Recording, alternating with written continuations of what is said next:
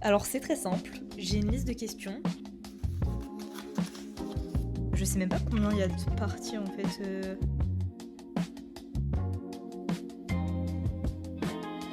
Pour le moment, j'aime davantage que mon...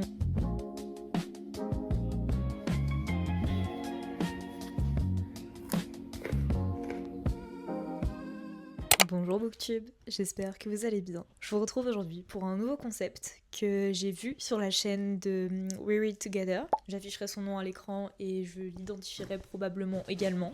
Je crois qu'elle-même avait chopé le concept sur une chaîne américaine, mais pour le coup je ne sais pas qui elle avait vu faire ça. Cette vidéo s'intitule donc Ma bibliothèque choisit ma prochaine lecture. Comme ça va paraître très bizarre comme titre, mais vous allez vite comprendre quand je vais expliquer un petit peu au fur et à mesure. C'est vrai qu'en ce moment, dans ma palle, j'ai pas mal de livres, ce qui rend le choix plutôt complexe finalement. Et je me suis dit qu'un moyen de choisir, c'était de laisser quelqu'un d'autre choisir à ma place. Sauf que je suis seule, Arès n'est pas capable de porter un choix sur ma prochaine lecture. Alors, je vais demander au livre que j'ai déjà lu. Je procède à ce concept avec une petite liste de questions. J'ai complètement chiffonné la feuille, mais c'est pas grave. Du coup, je pense que je vais vous reculer un petit peu pour que vous ayez une vue d'ensemble sur la bibliothèque, ça sera mieux.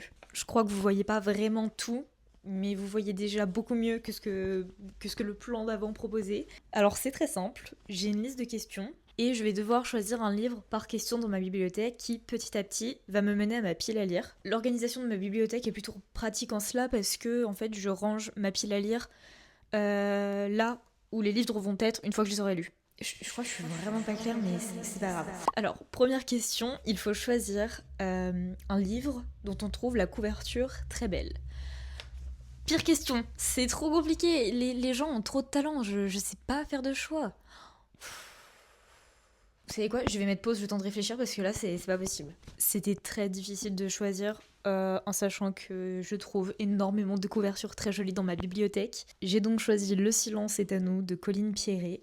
Voilà, celui-ci. Je vais pas parler des livres que je choisis à chaque fois, sinon la vidéo va durer 1000 ans et surtout que c'est pas le propre de la vidéo pour le coup. Mais très très belle couverture et surtout très très beau sujet. À partir de ce livre, je dois poser la deuxième question. La deuxième question qui est une couverture qui lui ressemble. Euh...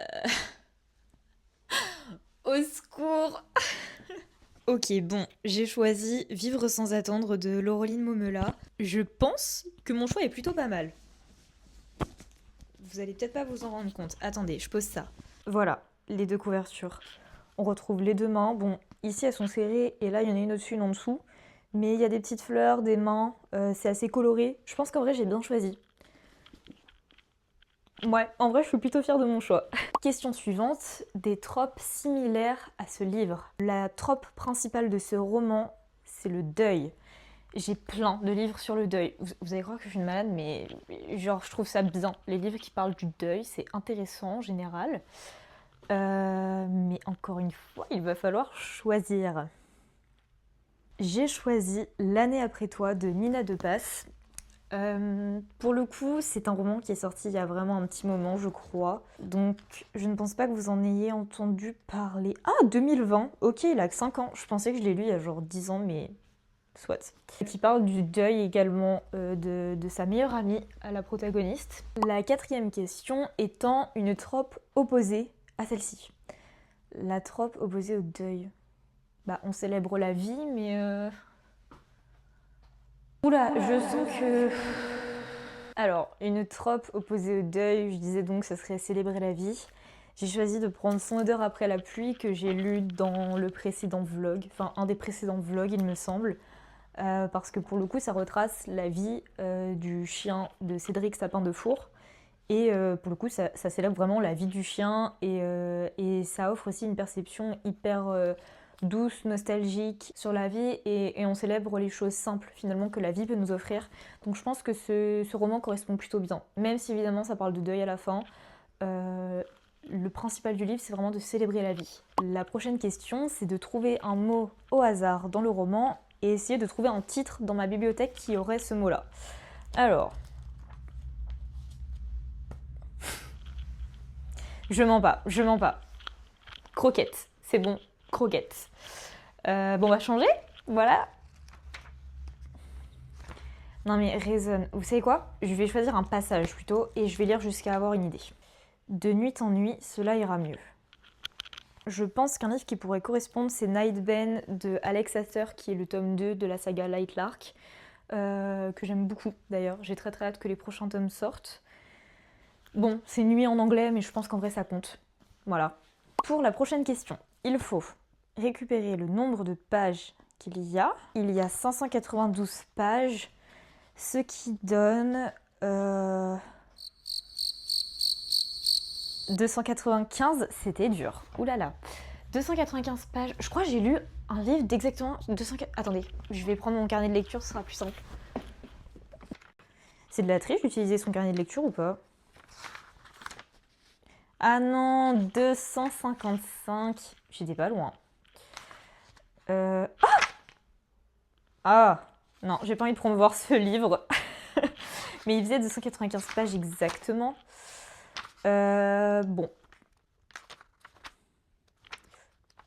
Bon, je vais chercher approximativement ce que je peux trouver et je vous reprends. Bon, je trouve pas de livre qui fait 295 pages exactement, mais j'ai trouvé le premier livre que j'ai lu de David Fuenquinos, qui s'intitule Les Souvenirs, qui en fait 290. Je pense qu'en vrai, on va valider ça parce que j'en ai feuilleté plein et j'en ai trouvé aucun qui se rapprochait le plus de 290. Donc voilà. Maintenant, il faut que je trouve un livre publié la même année que Les Souvenirs. Ah, 2011! Non. What? Attendez, mais David Fuenquinos, il écrit... Je prends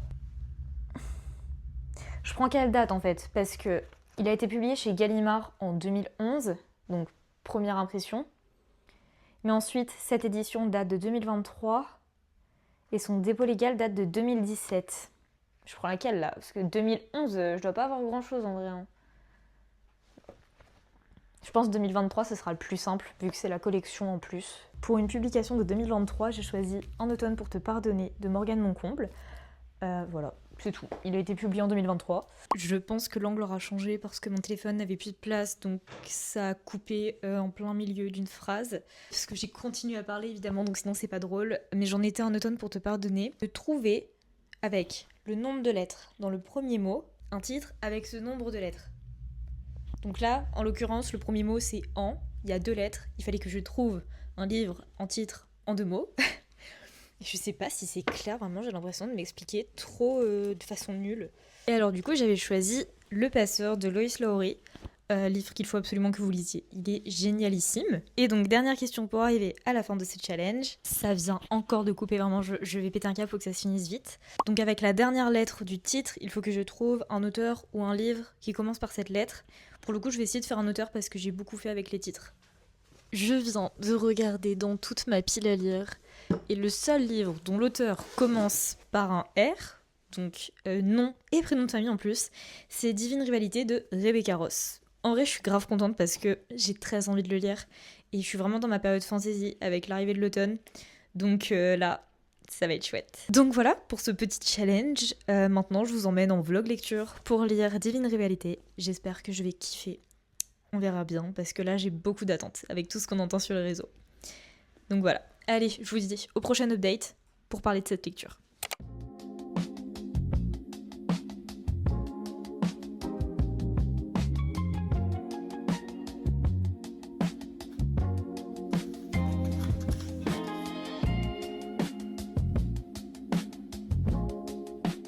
Je vous retrouve pour le premier update, il me semble, de cette vidéo à propos de Divine Rivalité. Je suis arrivée tout à l'heure dans le métro tout juste à la partie 2 du roman. Je sais même pas combien il y a de parties en fait. Est-ce qu'il y en a plus que 2? Bah, je pense parce qu'en vrai, la partie 2, je suis arrivée à la page 150. Donc je pense qu'il doit y avoir au moins 3 ou 4 parties.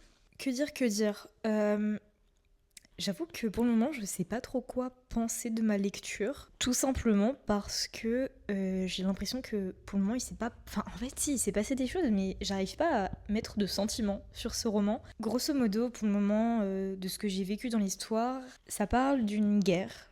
Mais une guerre un peu inimaginable qui n'arriverait pas dans notre société actuelle. C'est une guerre entre des dieux. Iris Winnow est une jeune journaliste qui n'a pas fini ses études parce que son frère est parti à cette guerre pour combattre auprès de la déesse. Elle a décidé donc de devenir journaliste pour gagner un petit peu d'argent et pouvoir survivre en ces rudes temps de guerre. Et au journal, elle a donc un rival qui se prénomme Roman, qui lui pour le coup vient d'une classe sociétale bien différente puisqu'il est richissime, enfin en tout cas ses parents sont richissimes. On a les deux points de vue des personnages, donc c'est plutôt intéressant parce que au moins on voit leurs avis respectifs sur la situation actuelle de leur pays. Et à côté de ça, donc Iris écrit des lettres à son frère porté disparu depuis 5 mois parce qu'effectivement il est parti au combat et il lui a promis de lui écrire mais il ne l'a jamais fait.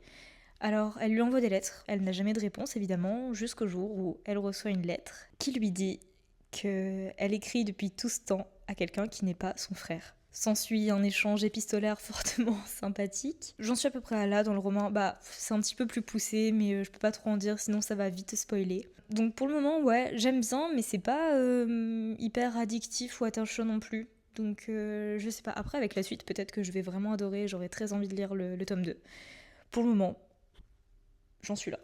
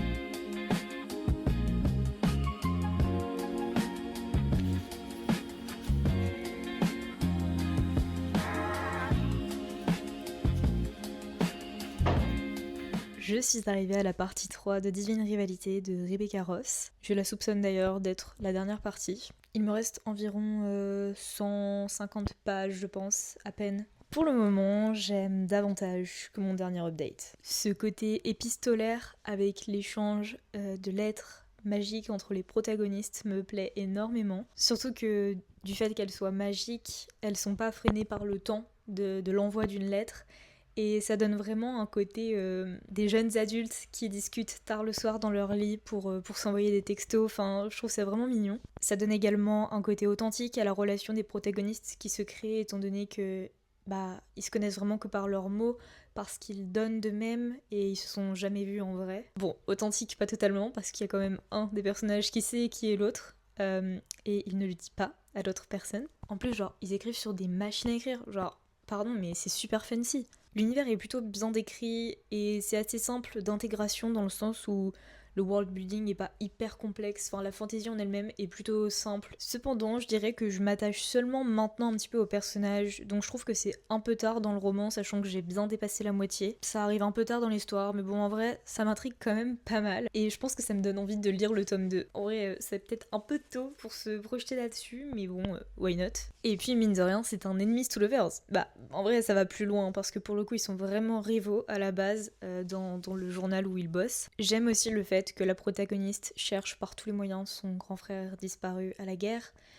Ça donne un côté très touchant à l'histoire. Et enfin, dernier point, j'aime aussi beaucoup ce côté politique, mais plutôt politique simplifié quand même, dans le sens où ce sont des journalistes qui deviennent des journalistes de guerre. Ça donne un côté très réaliste au récit, à l'intrigue, tout en prêtant très bien à la situation actuelle et malheureuse dans de nombreux pays. Donc voilà pour mon update, assez complet, et j'imagine que ça va limite être mon avis global sur le livre. Mais bon, on verra bien. Je vous dis au prochain update qui sera probablement demain.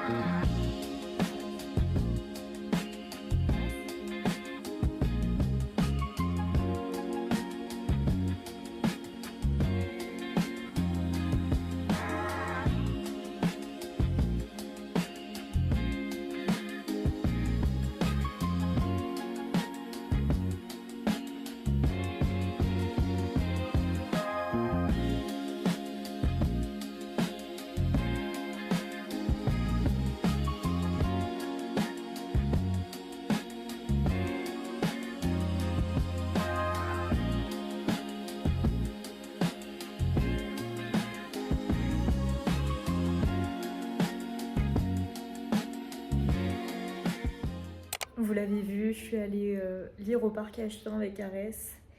Et là, il est 18h30 passé. J'ai très faim, donc je me suis fait un petit snack salé. Du coup, voilà, c'est tout. En fait, je vais me remettre à ma lecture là, tranquillement. Dans l'espoir de finir ce bouquin un jour.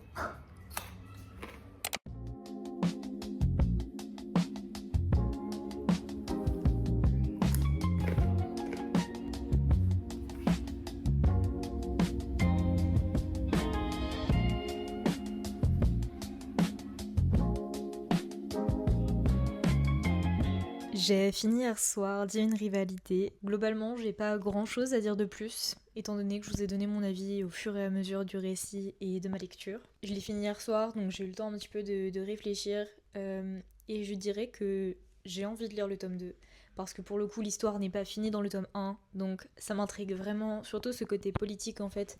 Je le trouve plutôt bien fait et intriguant, donc j'ai envie de lire le tome 2. Néanmoins, la relation des personnages, en fait, j'ai un peu du mal à la comprendre, dans le sens où c'est adorable et tout, ils sont vraiment mignons entre eux, mais ils s'aiment très vite. Enfin, pour le coup, ils se connaissent à peine, ils ont juste échangé des lettres, mais ouais, ils se connaissent pas. En tout cas, enfin, j'ai l'impression qu'ils se connaissent pas, et pourtant ils s'aiment très fort, voilà.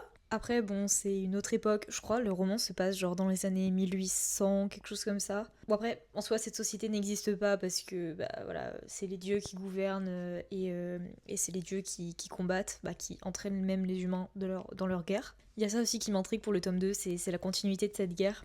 Est-ce qu'elle va se finir? Si oui, comment? Donc voilà, globalement, je trouve que c'est plutôt un bon roman, mais je suis un petit peu déçue au niveau des personnages. En soi, ils sont mignons et attachants, mais je les trouve pas hyper développés, en fait, je pense. C'est ça qui me gêne. Et en soi, c'est pas grave parce que ça m'intrigue quand même, mais voilà. Donc j'ai attribué à ce livre la note de 3,5 étoiles, ce qui reste en soi une bonne note. D'ailleurs, en parlant de ça, globalement, j'ai l'impression que je vais de moins en moins noter mes livres parce que je me rends vite compte que mon avis change sur les livres que je lis, dans le sens où, je sais pas, je peux très bien avoir mis un 4 étoiles un livre et un mois plus tard je vais me dire mais non, mais en fait c'était un 5 étoiles.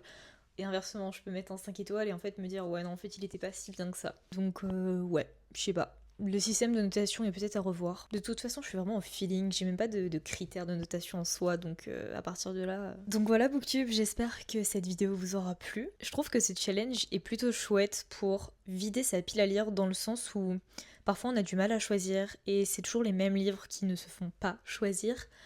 Je pense notamment au nombre de personnes qui ont des piles à lire de dizaines de livres et qui choisissent toujours les derniers qu'ils ont achetés au lieu de lire ceux qu'ils ont achetés il y a plusieurs mois, voire années. Ça permet en fait de laisser le hasard choisir, dans le sens où le but, à chaque fois qu'on pose une question, si on le refait, et bah, c'est de changer le premier livre qu'on a choisi, quoi, et forcément ça découle d'autres livres derrière. Donc je pense que je pourrais refaire ce challenge, je le trouve sympa, et en soi, voilà, ça force à lire les livres qu'on n'a pas forcément envie de lire. Bah, c'est le but du hasard, quoi. Donc voilà, je vous laisse liker, commenter, partager et vous abonner à la chaîne. J'ai très très hâte de vous retrouver la semaine prochaine pour un nouveau vlog lecture. Donc voilà, salut!